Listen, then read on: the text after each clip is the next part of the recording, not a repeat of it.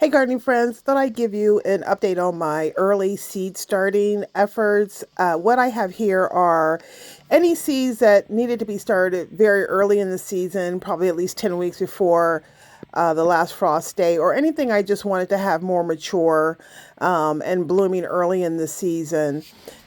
I started very early. So right here we have geraniums. These are Mavic geraniums. They have very large blooms, larger than your normal geraniums, and they're doing very well. I started these early because, of course, I want to have blooms when I plant these out in the spring. You can see this one leaf right here. It's a little bit discolored, and that's usually a sign of stress. So I assume that that plant probably dried out a little bit, and I'll just clip that off with my pruners. Right here, I have a little bit of eucalyptus. I think I have maybe two seedlings there, two large seedlings and maybe one small seedling, and I'll eventually divide those into separate containers, but those are coming along quite well. These are coleus called Pineapple Surprise. The germination rate wasn't that great, but whatever I get is fine. These are giant Pacific delphiniums. I lost a couple of the seedlings, and there's another one that's on the struggle bus, but the other three seem to be doing fairly well. I currently have this type of delphinium in my garden. Delphiniums are short-lived perennials, so I like to reseed them every few years just to make sure I have them in the garden. These are white swan echinacea, though I don't think these two are white swan, but we'll see. But the others are. And they're doing very well. I'm happy. I've tried to start these from seeds several times over the years. So far, so good.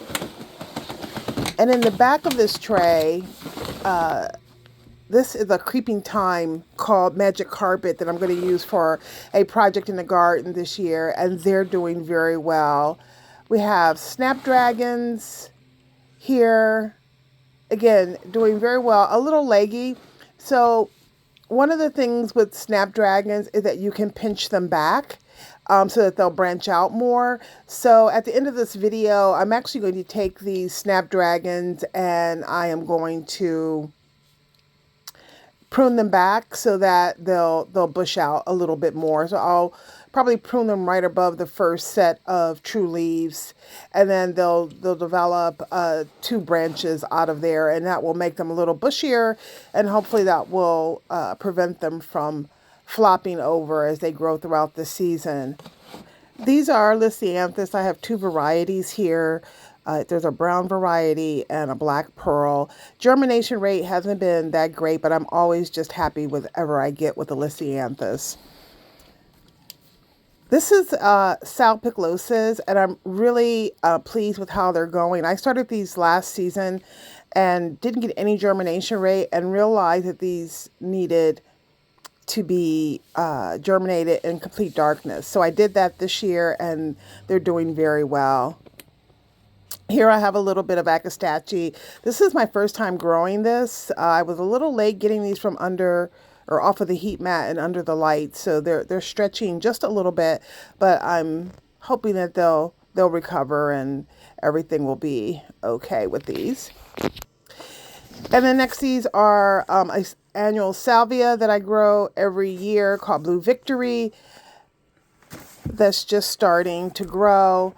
And then everything else that you see here in the camera is a lobelia called Crystal Palace. And I did another video on these. These were seeds from 2010. Yes, 16-year-old seeds that I just germinated just to see if any would germinate. And boy, did they ever germinate. As you can see, I have a lot of the plants, but they're doing very well.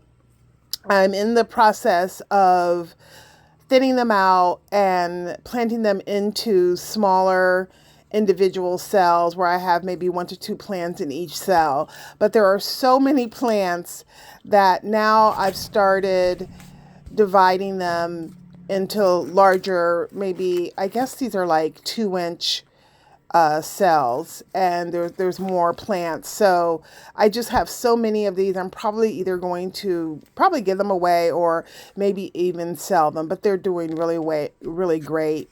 And then last but not least, I have onions. Right here I have some red onions, and then all the rest are Walla Walla onions. I started these, I believe, on January 2nd, and my plan is to get these outdoors by early to mid March, weather permitting. I do go through and give these a haircut occasionally. You can see these shorter stems where I gave them a haircut a few weeks ago and they've already grown back. So I'll probably cut these again in the next week or so. And again, if I can get these out sometime in early March to mid-March, that will be great. Hopefully my grow bags will be thawed enough in order for me to plant these out. So next I'm going to trim back these snapdragons. So these are the snapdragons, and one of the things with snapdragons, they tend to flop over. And to make them a little bushier, what I'm going to do is I'm going to pinch them back. And I'm going to go back to really the first leaf set to pinch them back. So I'll pinch them back right here. And then once that's done, they'll grow 2 new stems right out of this area, and they'll be bushier, and hopefully that will prevent some of the flopping that happens, but it will also delay the blooming of the snapdragons perhaps for, I don't know, maybe a couple of weeks. So I'm just going to cut these right here, and I'll put these aside because I am going to repot those. This one is awfully small, but I'm going to give it a go.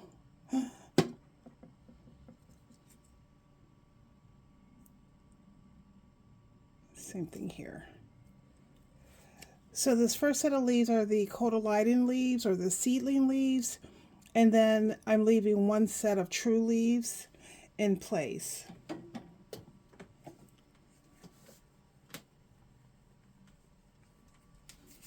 Then I'm going to try to root these. I'm actually going to use rooting compound. You don't have to use this, but it can help a little bit to encourage the cutting to root.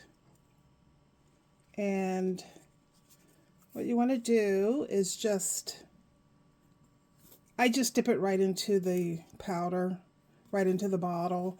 I think the instructions tell you to pour it into the cap, but I don't do that. I just get a little bit on the end.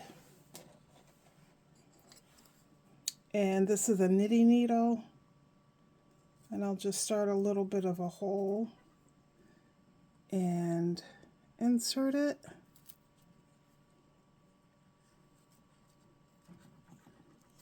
Pack it down. And the plant doesn't need all of these leaves, so I'm going to cut these back. That way it can use its energy to develop a root system instead of trying to maintain all of these leaves. So we'll just cut them back a little bit. It's that simple. Now this is a really short stem, but that's okay. I'm going to give it a try anyway. So I'm just going to pinch off the bottom set of leaves so that I have a little bit of stem there.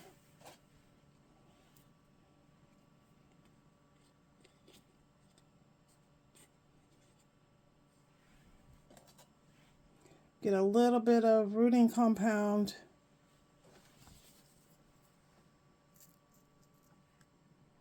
Just make a little bit of a hole.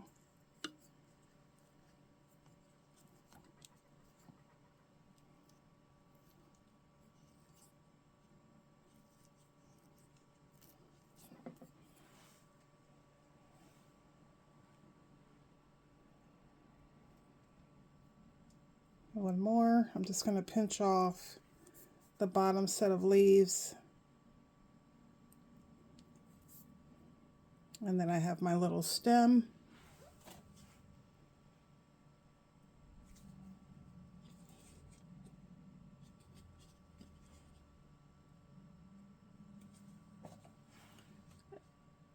dip it into the rooting compound, make a small hole.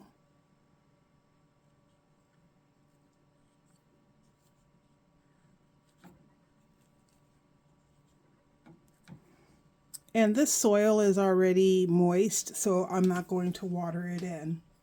So if these actually take and root, I will have doubled the number of snapdragons. I have another tray here, so I'm going to do the same thing with these. Here we go.